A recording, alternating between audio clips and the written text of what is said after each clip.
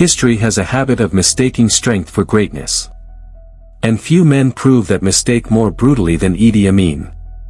He was 6'4", 280 pounds of raw muscle. A man who won the Ugandan light heavyweight boxing title 9 years in a row. But Idi Amin wasn't just a fighter, he was a soldier. A man who rose from a kitchen hand to the highest rank a black African could hold in the British Army. The British officers loved him. They called him loyal and rugged. They didn't realize they were training a monster they couldn't control. In the 1950s, during the Mau Mau uprising, Amin's reputation for brutality began. He didn't just interrogate prisoners, he broke them. When Uganda gained independence in 1962, Amin was the right-hand man to President Milton Obote. Together, they controlled the gold and the guns. But power is a jealous mistress. By 1971, Obote began to fear Amin's influence. He planned to arrest the general while he was away in Singapore. Amin found out. He didn't wait for the handcuffs. On January 25, 1971, the tanks rolled into the streets of Kampala. The coup was swift. The people danced in the streets. They thought that gentle giant had saved them from a dictator. They were wrong. His first speech was a masterpiece of populism. "I am not a politician," he said. "I am a soldier of the people." The world believed him. But behind the palace walls, the purging began immediately. Anyone loyal to the old regime was hunted. The Nile was about to turn red. In 1972, Idi Amin claimed God came to him in a dream. The message was simple and terrifying. Uganda belonged to Ugandans. And in Amin's mind, that meant someone had to go. His target was the Asian community. Nearly 80,000 people, many of them second- and third-generation Ugandans, were given exactly 90 days to leave the country. No appeals. No negotiations. No mercy. British passports didn't save them. Ugandan birth certificates didn't matter. Amin said God had spoken, and that was the end of the conversation. These weren't outsiders. They were doctors, lawyers, engineers, shopkeepers. They ran hospitals, pharmacies, factories, and markets. They kept the country functioning. Amin didn't see that.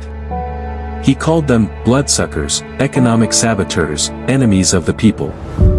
The airports told the real story. Families stood in long lines under armed guard, their lives reduced to a single suitcase. Soldiers searched them, stripping away jewelry, cash, even wedding rings. Parents tried to calm crying children. Elderly men collapsed from exhaustion. Some never made it onto the planes. Everything they owned, homes, businesses, savings, was confiscated by the state. Amin called it economic liberation. He handed these seized businesses to his soldiers and political allies. Men trained to kill, not to manage supply chains or balance books. Grocery stores ran out of food. Factories shut down. Equipment rusted. Within months, the economy collapsed. Inflation exploded. Prices changed by the hour. Sugar, salt, soap, once everyday items, became luxuries. Smuggling thrived. Hunger spread. Uganda was starving. Amin didn't care. He was too busy reinventing himself. He gave himself titles longer than most speeches: His Excellency, President for Life, Field Marshal Al-Haji Dr. Idi Amin Dada, Lord of all the beasts of the earth and fishes of the sea, conqueror of the British Empire. He laughed at the world, and demanded it laugh with him. He sent a telegram to Queen Elizabeth II, addressing her as Liz, and jokingly offered to take over as King of Scotland. International headlines painted him as a clown. A buffoon. A bizarre African strongman playing dress-up. That image was convenient. While journalists focused on his antics, his secret police went to work. The State Research Bureau operated in silence, behind locked doors and soundproof walls. People vanished without explanation. Soldiers arrived in the middle of the night. A knock. A scream. Then nothing. If you were too educated, too wealthy, too influential, or simply from the wrong ethnic group, you were marked. Ministers. Judges. Army officers. University students. Even his own allies weren't safe. Bodies began turning up in rivers, roadsides, forests. Sometimes they didn't turn up at all. Fear became a way of life. People learned not to speak in public, not to trust neighbors, not to ask questions. Because under Idi Amin, survival depended on invisibility, and even that wasn't guaranteed. The world kept laughing. Uganda was bleeding. And Amin was just getting started. The headquarters of the State Research Bureau, in Nakasero, became a place people whispered about, never named out loud. Those who entered rarely came out. Survivors spoke of screams echoing through the halls, of floors slick with blood, of walls so stained they could never be fully cleaned. It wasn't just a prison. It was a warning. As the killing accelerated, Amin's paranoia spiraled. He began to suspect everyone, especially those closest to him. Ministers, generals, even longtime allies were suddenly traitors. At one cabinet meeting, he invited his top officials to dinner.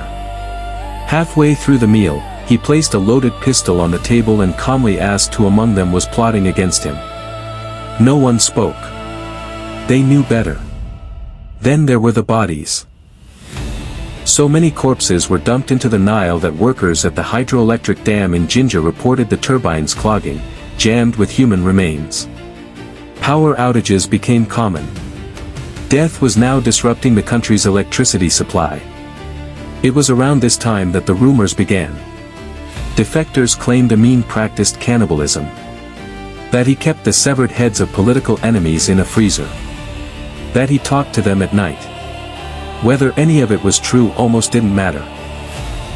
The terror did the work for him. If people believed their president might eat them, rebellion was unthinkable. Fear became policy. In 1976, Amin returned to the world stage during the Entebbe hostage crisis.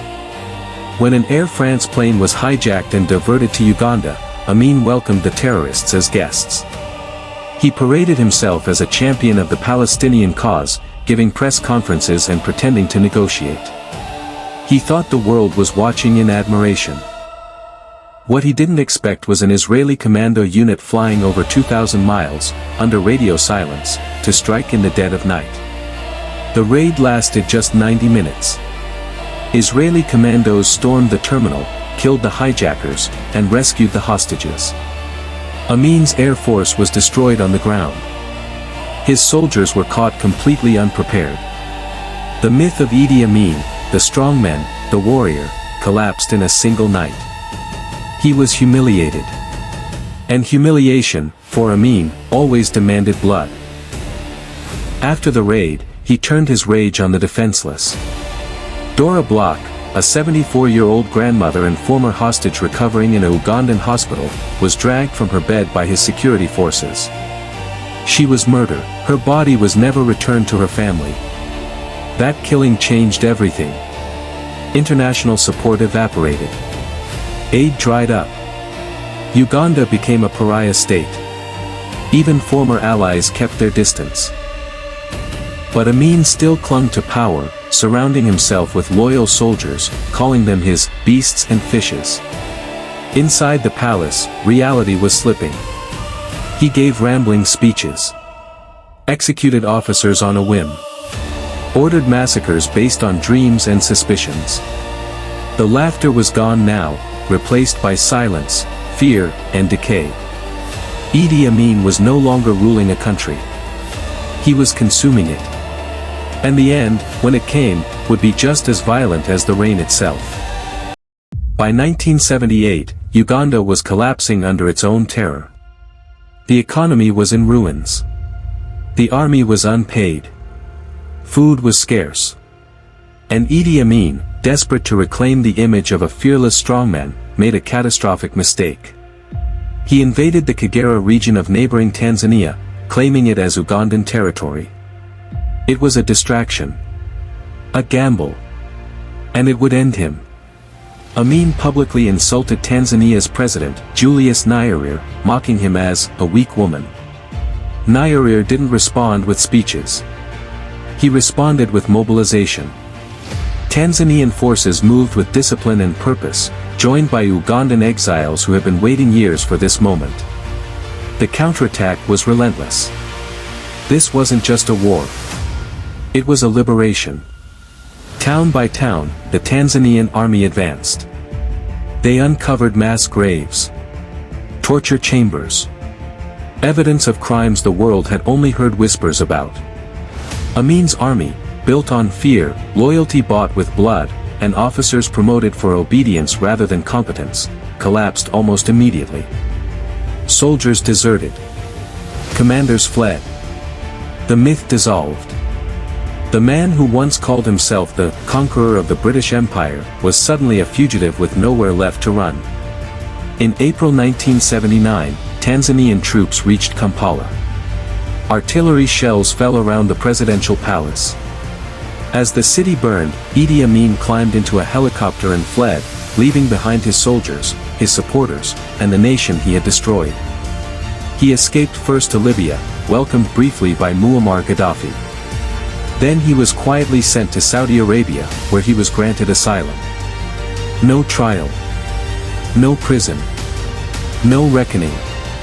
The self-proclaimed last king of Scotland spent the rest of his life in a villa in Jeddah. He swam. He ate oranges. He played the accordion. He gave interviews where he smiled and laughed, and never once expressed regret. Not for the torture. Not for the mass graves. Not for the estimated 500,000 lives lost under his rule. Uganda asked for his extradition. It was denied. Idi Amin became a ghost, alive, but removed from history. A relic of a nightmare the world preferred not to confront. In 2003, he died of multiple organ failure in a Saudi hospital. No state funeral. No honors. Just a quiet burial in a simple grave, thousands of miles from the country he shattered. Today, Uganda is not the country Amin ruled. But the scars remain, etched into families, into institutions, into memory. Idi Amin's story is not just about one man's cruelty. It's a warning. Because sometimes, the most dangerous monsters don't arrive as villains. They arrive as saviors. And we cheer for them. Until it's too late. If this story mattered, don't let it disappear. Like the video, subscribe, and help us preserve history. This is Griot Archive.